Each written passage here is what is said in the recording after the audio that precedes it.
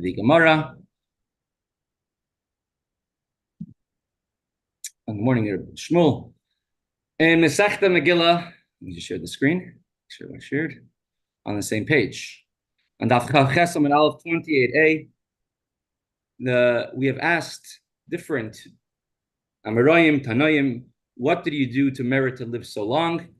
And we just had Rabbi Shua ben Karcha, who answered Rabbi Yehuda Hanasi, that I never looked at the face of a Rasha, an evildoer, one who is wantonly goes against the Torah. We brought several reasons for such a type of conduct, and we brought several proofs of it, whether it was from Elisha, who refused to look at the face of a wicked king, or from Yitzchak, who looked at the face of his son Esav. B'shas b'tirasa.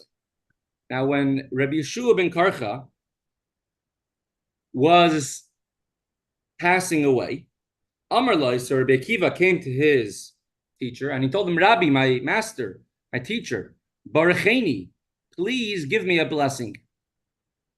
Amar Lai, so Rabbi Yeshua ben Karcha, the man who lived a long life, blessed Rabbi Akiva. Yiratzin shetagia lechatzi yamai. May you live as long as half of my years. Meaning, say he lived 120 years, you should live half as long as me. Amar Lai, ulukulu Lai. So Rabbi Akiva right away asked him back, why don't you give me a blessing? I should live just as long as you, who lived a long life. Why only half of my lifespan? Amar Lai, he told him back, Habayim acharecha behema yiru. Will those who come after you, meaning your children, should they be shepherds? Should they be tending cattle? Meaning, it's not good for you to live such a long life. The famous line is one of the hardest things about living so long is that you don't have any friends. The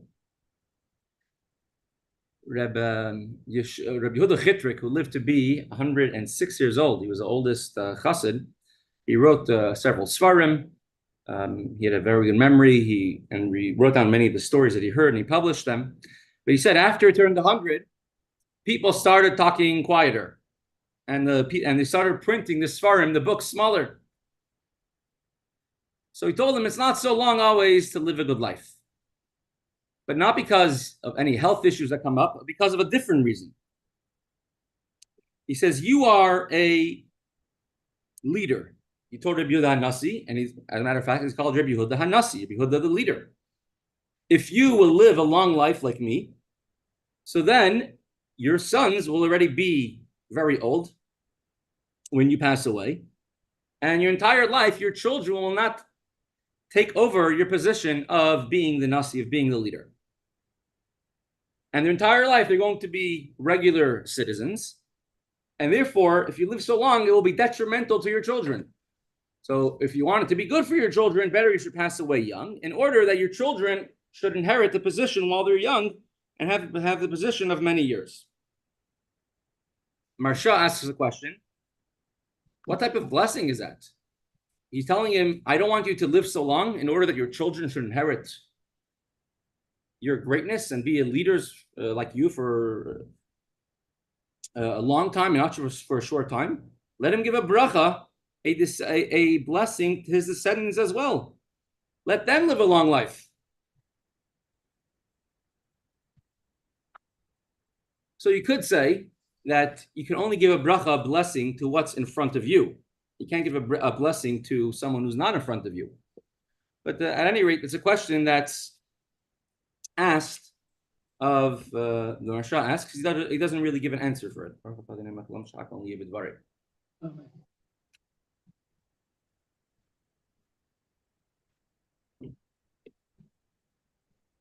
But it's very special. It's very important. You can see what it means to have Nachas, to have pleasure from your children. And the greatest Nachas from your children is if your children excel and your children become a nasi in your place, become a leader in your place. He says, a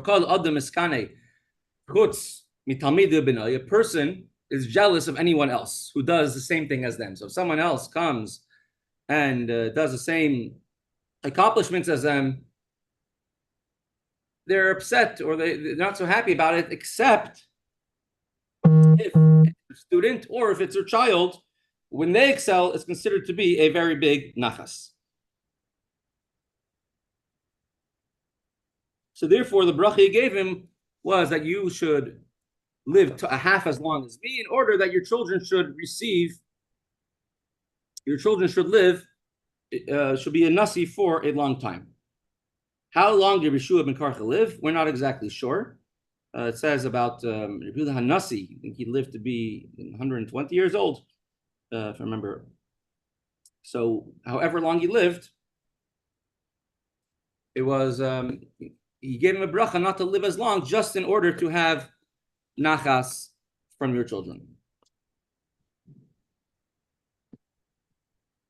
Continuing in this vein, not to look at a rasha, at a evildoer, and in addition to that, not to look at a oived avodah zara, someone who serves idols. So says the Gemara, Shalom Aleichem, Reb Pinchas, Mr. Nedich, B'shas Petirasai, Avua bar Ihi, Uminyamin bar Ihi, Avua bar Ihi and Minyamin bar Ihi both spoke about this topic, not to look at a rasha, not to look at a evildoer, or an oived avodah zara, somebody who serves idols. And they said, Chad Amar, one of them says, Teisi li de lo yistakalti begoy. I will receive a reward in the world to come because I never looked or gazed, meaning I saw, but I never gazed at a wicked goy, a wicked Gentile. Now, of course, I mean, you don't do a mitzvah to receive a reward. Basically, I'm going to receive reward. I deserve a blessing because I never looked at a guy, at a non-Jew who's a Russia. That's for sure. But part of the idea of receiving a reward is that others, not that he needs a reward, but that others should see and want to emulate what he does. And so, basically, could also mean, give me a bracha, Hashem, give me a blessing that I should be successful in continuing what I've been doing until now. Because one who tries to do a mitzvah, Hashem helps him. And so he's asking Hashem a bracha, please bless me further, that because this is the one thing that I've done, I've never looked at a non-Jew who is a Rasha. Chad Amar, at least some say just they take out the word Rasha, and just put in the word kusi. Chad Amar, and one of them says, Teisi the levadi shutvis v'hadigai. I've never made a partnership with a wicked Gentile. That means an oived avodah zara, someone who serves idols. So I do not have any association with a wicked person. Might have X'd it out. Let's go back to the Gemara. There's a Gemara Mesechta Sanhedrin, Daf Samach Gimel. Just bring it up.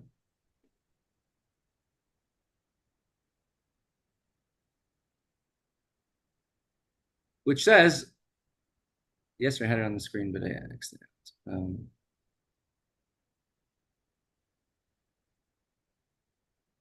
Let's go like this.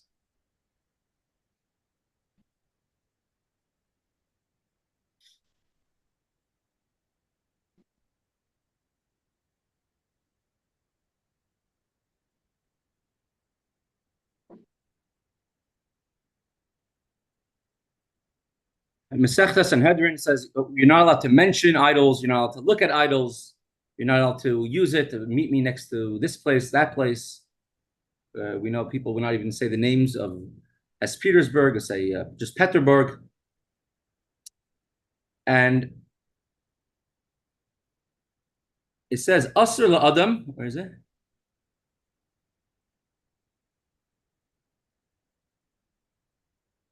Something like this. Partner. Here. He says you're not allowed to. One of the prohibitions of idol worship is it is forbidden to cause others, Gentiles, to vow in the name of an idol or to swear in the name of an idol. And it's a Messiah Lavia de Shmuel. It's a support to the opinion of the father of Shmuel, which says a person is forbidden to enter into a partnership with a non-Jew. Because you might be obligated to go to court, and then the non-Jew will have to swear in court to the Jew. And he's going to swear in the name of his idol. And Torah says you're not allowed to let the name of an idol be heard out of your mouth, which includes causing someone who's not Jewish to swear in the name of their idol or to mention it. So the Tosfos over here asks, we already have a prohibition, a blanket prohibition from the father of Shmuel not to make a partnership with a non-Jew who's going to swear in the name of an idol. So what is so unique about these two people, about Avua bar Iyam and Yam bar Ihi, which says one of them, I never made a partnership with a non-Jew? What is so unique about that? If you already have a prohibition. So Tosfos gives an answer like this. He says, even if there was a condition made in this partnership that they will never have to go to court, or will never make the other one swear, or one will always give in to the other. So even if there's a possibility that it won't come to a possibility of making an oath or swearing in court or anything like that, still he would never bring himself to he would never have a partnership even with such a setup. Because then there would be no prohibition at all for them to make a oath. Why then would he not make a partnership with a non-Jew? The Rashba explains this is he shouldn't learn from his ways. People are very affected by the place where they live. Look at the difference of Ashkenazi cuisine and Sephardi cuisine. And people are very affected according to their environment. So he wanted to spend his time, he didn't want to be affected by his non-Jewish partner, so he only made a partnership with a Jew. Or even in a situation where it's not common, where the courts would not make people swear in the name of their idols, in the name of their idol of their worship, he still would not make a partnership with them. Or it was a midas chassidus, he just wanted to have an extra level of stringency.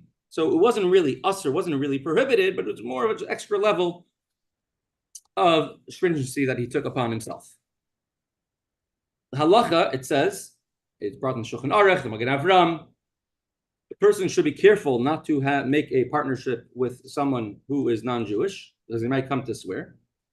However, the Ramah, who was a contemporary about 450 years ago, the Ramah, he writes in halacha that nowadays there are many people which are more lenient with this because it's not common in courts to make people swear in the name of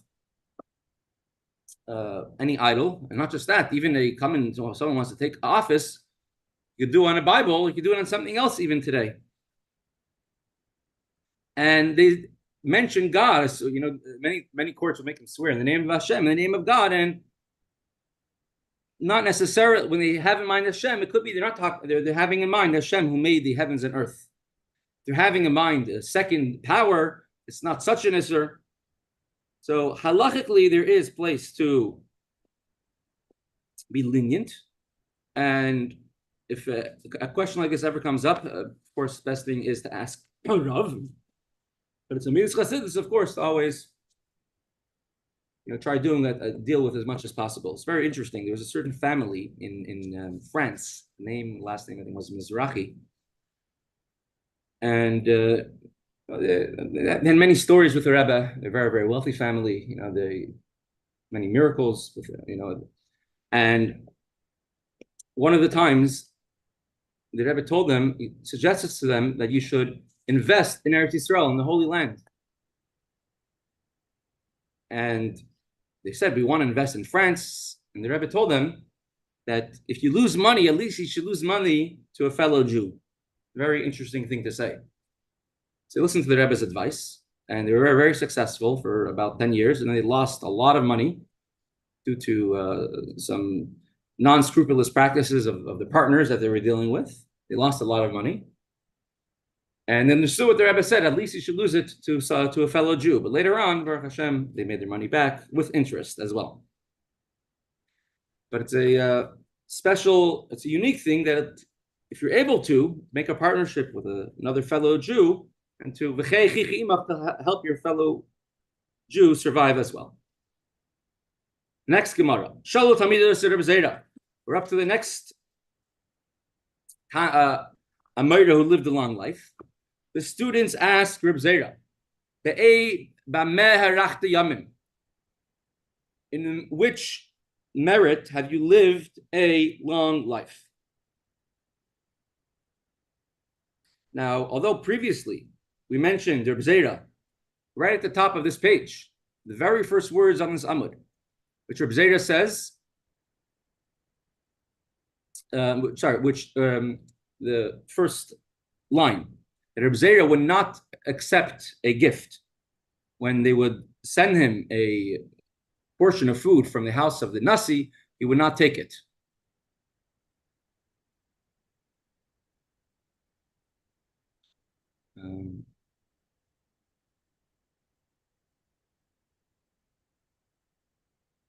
To be top of sorry. He would not accept a gift of food from the house of the Nasi. So we said earlier that one who does not live a long life, where was it?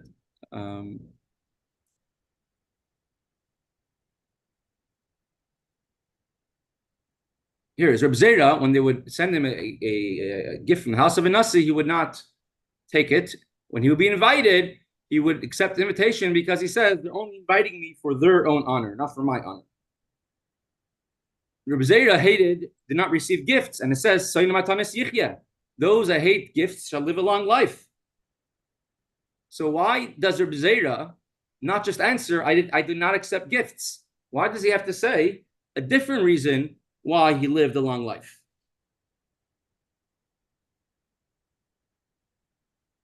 Amar Lehem, there's different answers, different reasons given for this, because after all, you see, Rebbe Zera did accept invitations to the house of the Nasi, and he would give a reason that they're inviting me for their own honor. So although he's not receiving a gift for the sake of a gift, but he still, in one way, was sort of receiving a gift. So he didn't want to say about himself, I never received a gift. So therefore, he gave a different reason why he lived a long life. He told them,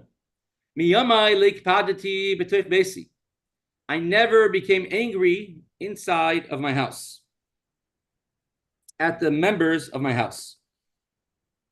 Now, many people, they put up a very good front, at least when they're outside of the house. When they're at home, when they're behind closed doors, they act very differently. And Rebbe Zera says, I'm an open book. I have nothing to hide. Even at home, I never got upset. And for sure, definitely, in front of other people, I never got upset. And even when, halachically, it says that one can, instill fear of certain things at home, even then, when he was allowed to, when he should have at least put up a front of being upset, even then, he never got upset, even in his own house.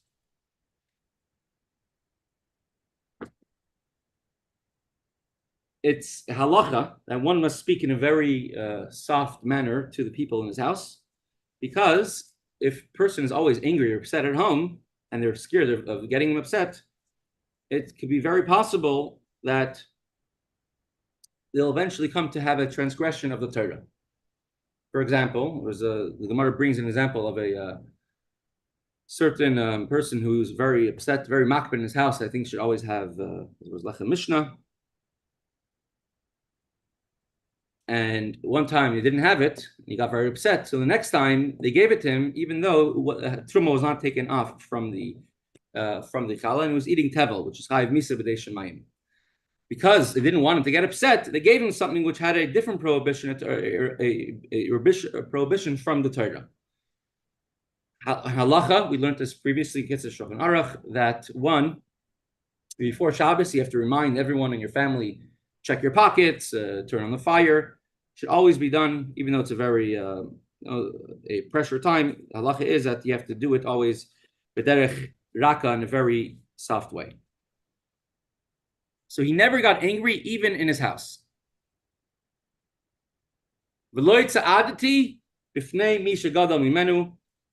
I never walked in front of someone who is greater than me, someone who has more specialty, is a bigger Torah scholar than me. Because seemingly, what's a big deal? It's always like that. The greatest person walks in front, and then the second one walks behind him. This is in Mesechta Derech Eretz. It says you always have to let the greater person go in front. Kohen Gadol walks in front. The king walks in front. So what's so unique that he would always let the person greater than him walk in front? So Rebbe Tzvi was saying that not just someone who is greater than me in Torah knowledge, but even someone who's older than me and is not greater than me in Torah knowledge, I never held myself to be greater, I never demanded the respect that I reserve. If someone is older than me, I always had him walk first, even if I was a greater Torah scholar. And because he was so humble, in that merit, he merited to live a long life. The lawyer Harti b'mevayis hamitunafos. I never thought words of Torah in a dirty alley, in a place which is dirty, where you're not allowed to think Torah. Again, what's so unique about this? It's halacha. You're not allowed to think of Torah in a non-clean place. In a place like a bathroom, a swimming pool, a latrine. You're not allowed to think Torah in any of these places. So what's so unique about Rebbe Tzvi saying, I never thought about Torah in a unclean alley? And bear in mind, there's no sewage back then. Many of the alleys were the places where people will go to do their needs. And the animals, all the pack animals would not go to the side to do their needs, and people would have to clean it. And they would take it off the roads and put it into the alleys. So the alleys were not a clean place.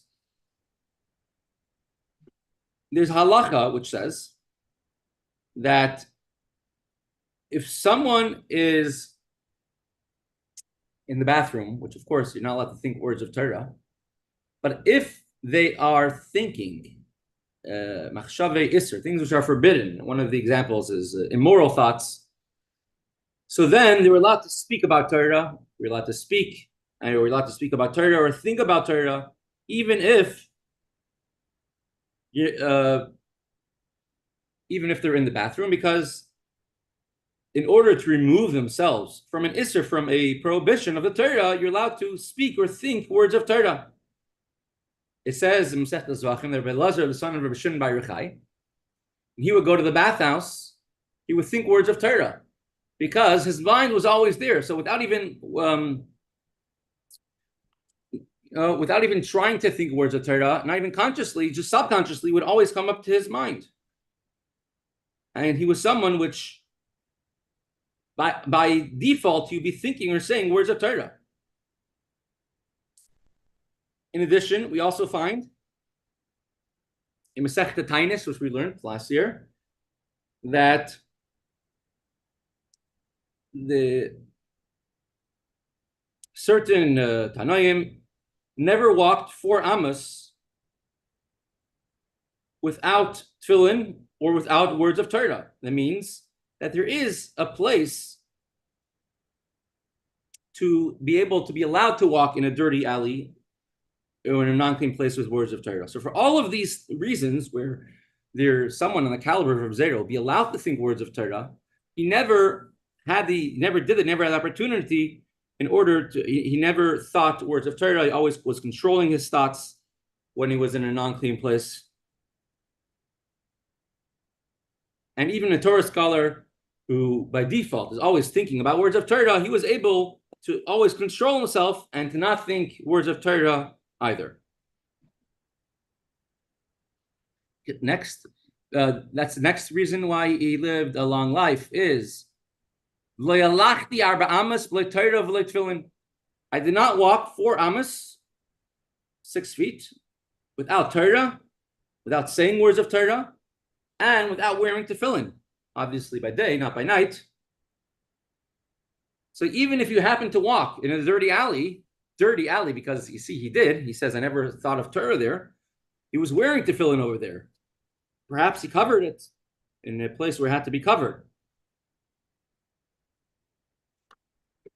So he always walked around with tefillin and words of Torah.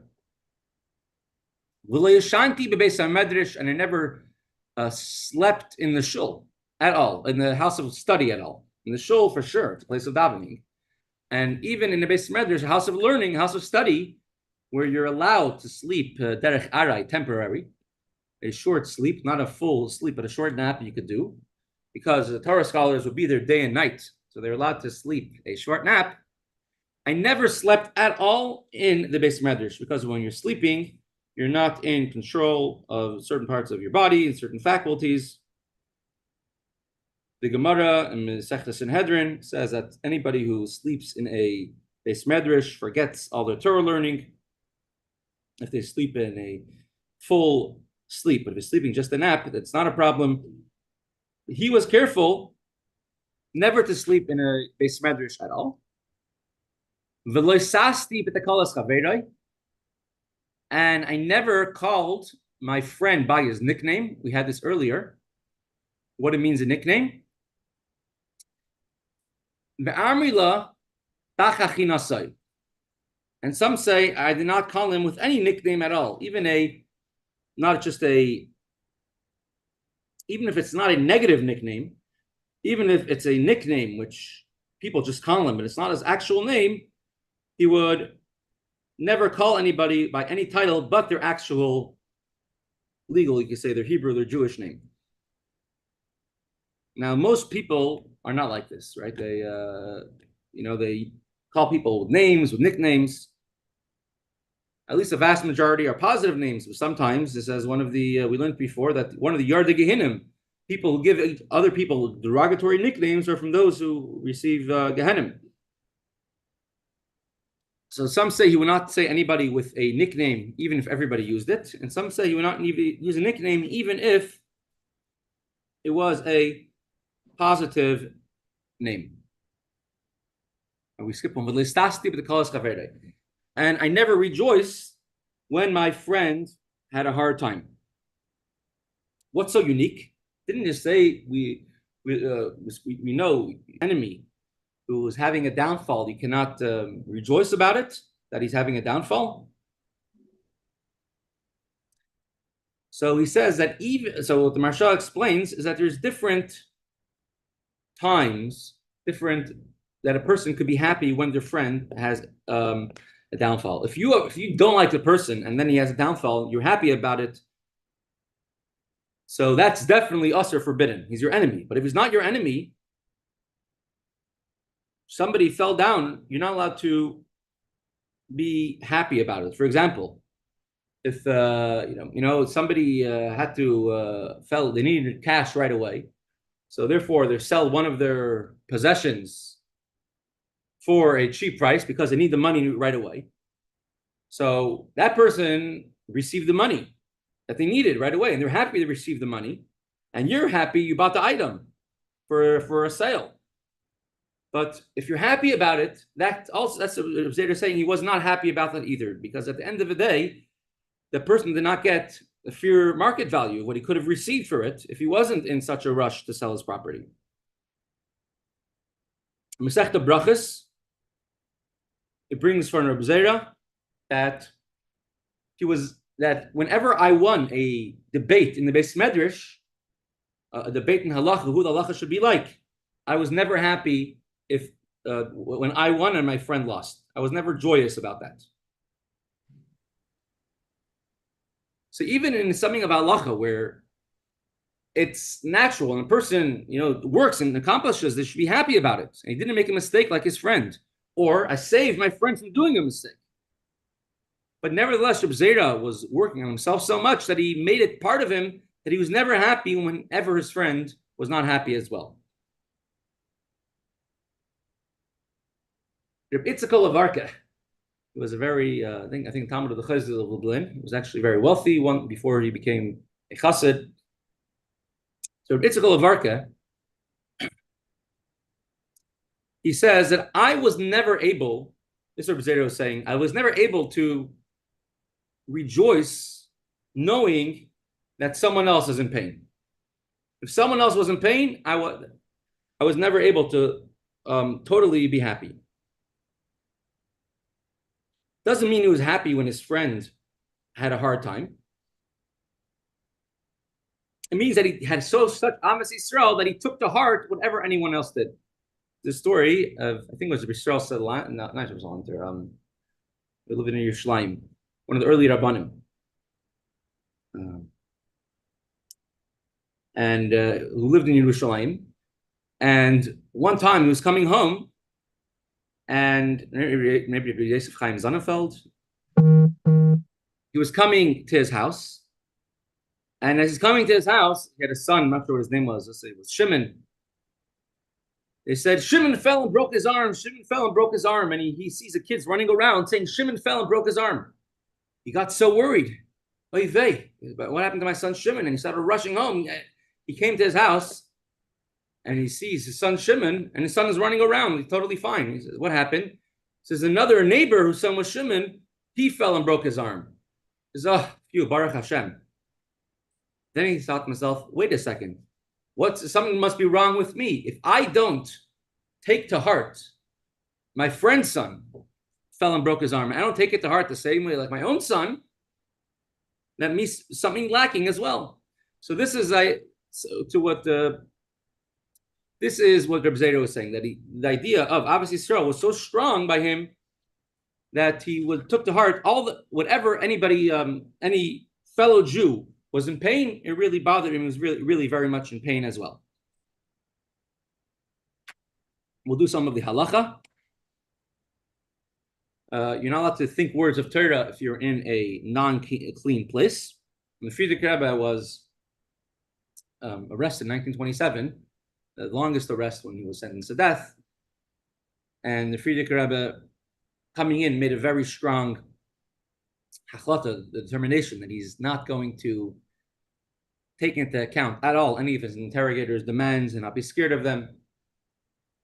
And at one point, when they're trying to interrogate the Friedrich Rebbe, and they weren't getting where they wanted, and they threatened him, and they weren't getting any headway with the Friedrich Rebbe. So one of them said, "Do you know where you are?" Friedrich Rebbe said, "Yes." This is a Jewish member of the Seksia, the NKVD, and he says, "I'm in a place that does not need a mezuzah." There's some places like a bathroom or a swimming pool does not need a mezuzah because it's not a pure place, and this is a place that does not need a mezuzah either.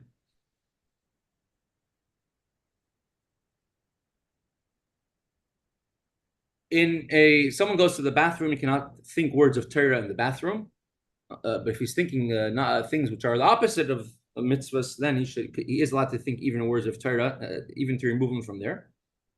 So you can think of other things, how humble a person is. One day a person will, be under the dust, like the place of worms and a place of filth one day. Or to think about his expenses at home. On Shabbos, he shouldn't think about expenses. It says in Shulchan Aruch, he should think about the pictures, about scenery. A Torah scholar should not go to such a place if he could help it, because Torah scholars will always be thinking about words of Torah. The Arizal actually has a skula, as tefillah to say, how one should not bring themselves to think words of Torah in a bathroom.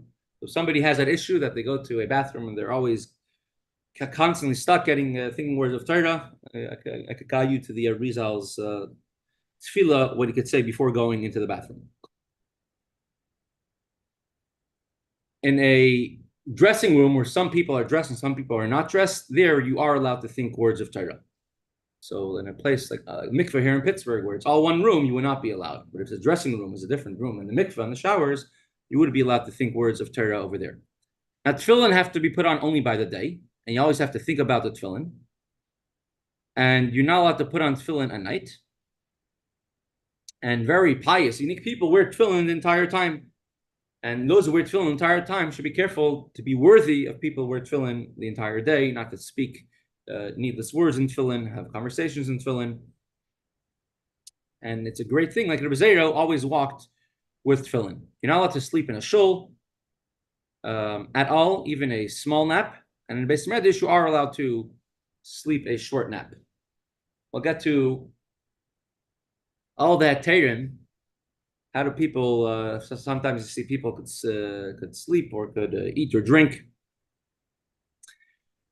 You're not allowed to sleep in a Beis Medrash when you learn, and it says one who does forgets their learning, the Torah learning that they had, leaves if it's a temporary learning. You're not allowed to call somebody with a nickname. If it's a nickname which everybody uses, then it's not such a problem to use that nickname if it's common and it's not anything derogatory. Midas Emes, a person could always call somebody with their real name. It says that Torah ma'irich yamim, Torah ma'reches yamim shadim. Torah lengthens the life of a person, and therefore a person always learns, will live a long life. We see about David HaMelech, the angel of death was not able to touch him as long as he was learning Torah. Torah brings kedusha, holiness, to the world, special power that it has, special, and therefore you're not allowed to teach Torah to someone who's not Jewish, because you're bringing the special kedusha, the holiness of Torah, bringing it to someone who's not Jewish. They can only learn the halachas that they have for themselves. And Chassidus, you're bringing chayas sitra achra. A person teaches Torah to someone who's non-Jewish or learns Torah in a place which is not fitting to learn Torah, that means it's a place of klipa, that could, God forbid, remove the arichas yamim, the length of days that the Torah gives to the person. Therefore, a person should always learn Torah only in a place where you're allowed to learn Torah. So the reward is that you live a long life. And it's not just a Ma'amar Chazal. Torah says this. It says, but davar hazeh, if I gave you mitzvahs to learn, and in this merit, tarichu yamim, you will live a long life.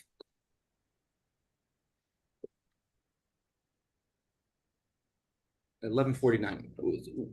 How do people act in a shul? Many times, someone falls asleep in shul during a speech or during the sermon. Again, if it's usually not a shinas kavas, usually not a set sleep, not taking a nap or taking out a pillow and laying down. And if the base knesses, if the shul is also a base medrash, a house of study, so then there is a sort of leniency in that regard. Not advocating for sleeping during a sermon, but there's more leniency with that. But nowadays, it's a very common thing. It started with mainly the Hasidic movement, where they have what's called a shtibel or klois. We're Hasidim, where after davening, you might take out a little bit of Chaim and a little bit of mezainas, say Chaim to someone, have a fabring in there. And people do different things in the shul, which says you shouldn't be doing. So the Divrei Chaim of Tzanz, he writes, the source for the heter, for the permission to do such a thing. Because if, to begin with, the shul was set aside in such a manner that it was never set aside as a house of learning, or never set aside as a shul of davening, but rather it's a house given to the Torah scholars, to the Chassidim. And they could also daven in that house if they want. They could also learn in that house if they want. But it never quite, to begin with, became a shul. That's why it's called the shtibel. What does a shtibel mean? Shtibel means a house, right? So a small house. The idea that a shul should not just be a place to visit, but the shul should be a place where you live and a place where you feel comfortable. Taking down the divide between your house and the shul. Your house should be holy like a shul, but the shul should also be comfortable in it to be like a house. So it was never to begin with set aside as a shul or a beis medrash. And though it's never called a shul. And he says this must be the reason for it. And the idea that in a shul, everyone gets together to encourage the other one. And although Chaim was not a Chabad Chassid, his sons, but he says, when you go by a get together and you say L'chaim together, and when you say L'chaim, it takes away the boundaries and people feel close to each other, and people could encourage each other to help each other.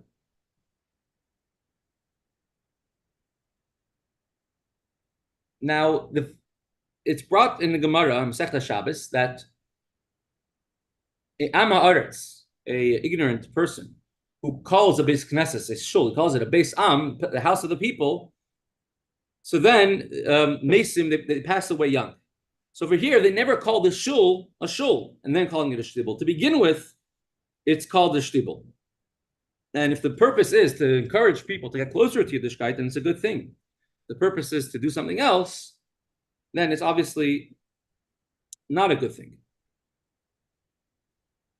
There's a big back and forth. What's holier? The Knesset, beis medrash. We've had this on the last plot.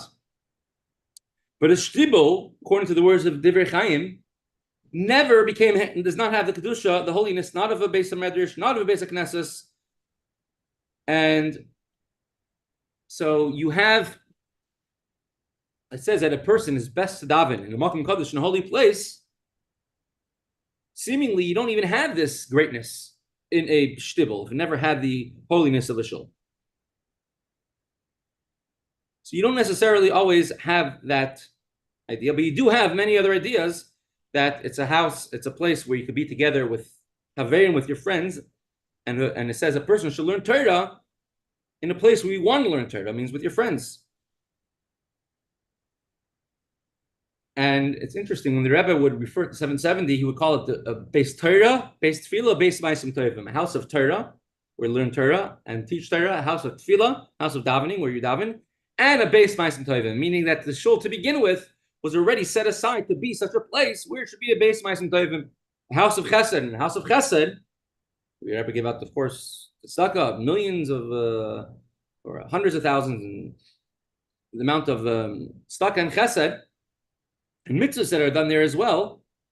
So this also has the advantage that you, even if it is considered to be a shul, and a holy shul at that, still has the other advantage of that you could use it for other things we set aside with. We're holding here in the Mishnah. We'll have a few, just to conclude with, today is a very special day. It's called Yud-Beis Sivan, 12th of Sivan.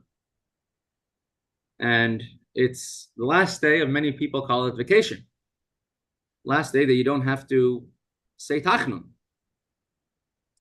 Because in the times of the Beis Hamikdash, many Jews would come to the Beis Hamikdash for Shavuos, and there wasn't enough time to bring all the karbanos, all the sacrifices. Everyone had to bring karban chagiga, karban oilas re'iyah, a special karban for coming to the Beis Hamikdash, and it would go for 7 days, just like Sukkot and Pesach, where it was a 7-day holiday. And the last day was Yud-Beis Sivan, the 12th of Sivan, and that is called the Mei Tashlumin, the days of completion of the Shavuos. Now, in the year 1895, the Frierdiker Rebbe was one time going on a stroll with his father, the Rebbe Hershel, on the day of Yud-Beis Sivan. And the Rebbe Hershel spoke about the importance and the greatness of Yud-Beis Sivan. And he says it's the seventh day of Shavuos, similar to the Hoshana Rabbah, which is the seventh day of Sukkot, and the seventh, and Shri Yishal Pesach, the seventh day of Pesach. The Rebbe asked a question on this, what the Rebbe Rashab said. How can you compare the Yud Beis Sivan, the seventh day of Shavuos, to Hoshana Rabbah? Hoshana Rabbah is the end of the judgment of Rosh Hashanah. We say many Hashainas on that day. Shri Yishal Pesach, it's a Yom Tiv, can't do Melacha. Shri Yishal Pesach is Kriyas Yamsuf, the splitting of the sea. Yud Beis Sivan is a regular weekday. And Rebbe Rashab compares it, must be some type of specialty. And the Rebbe brings it down to, it's called Kol Ashrin Chavivin. All the seventh one are the most beloved ones, most special. Moshe Rabbeinu was beloved, was special because he was the seventh one from Avram Avinu. So on the seventh day of every Yom Tiv shines, the Yom Tiv comes as zenith, its completion, its greatness, in the greatest way. And that's why the seventh day of Pesach is such a great revelation in the first day of Pesach, and Hoshana Rabbah culminates entire Hoshana, Yom Kippur, and Sukkot, last day of that Yom Tiv. And the same thing applies, the Rebbe explains, also on the 12th of Sivan. There were several times the Rebbe had farbrengens for the Yud Beis Sivan, for the 12th of Sivan. Famous farbrengen in 1982, Dashin Membeis. Was one of the more famous ones. The Rebbe spoke very passionately about certain subjects. In the year 1991, the Rebbe made a surprise farbrengen on Yud Beis Sivan, Shabbos Parshas Noseh, 11th of Sivan going into the 12th of Sivan. Right before Mincha, no one was expecting a farbrengen. It was already farbrengen earlier that Shabbos, and it was a very unique farbrengen. The Rebbe washed, which he didn't usually do by farbrengens. And the Rebbe said, this is the completion of Shavuos. We're going to wash by this completion of Shavuos. What's unique about Yud Beis Sivan, in 1961, the Rebbe wrote a letter explaining what is Yud Beis Sivan, that you're taking a weekday, a day which by itself, we go to work and we do everything else we do in that weekday, and you're connecting it and completing it to the giving of the Torah with the sanctity of Shavuos. Even in Chutz La'aretz, outside Eretz Yisrael, and even nowadays when we don't bring Karbanos in the Beis HaMikdash, still we're connected. We're coming from the energy of Shavuos, and from here, a person could take a lesson that in every single thing a person does day to day, mundane work, should always use it and to sanctify it, bring the kedusha and holiness of the Matan Torah. So Shekoyach, thank you everybody for joining. Thank you.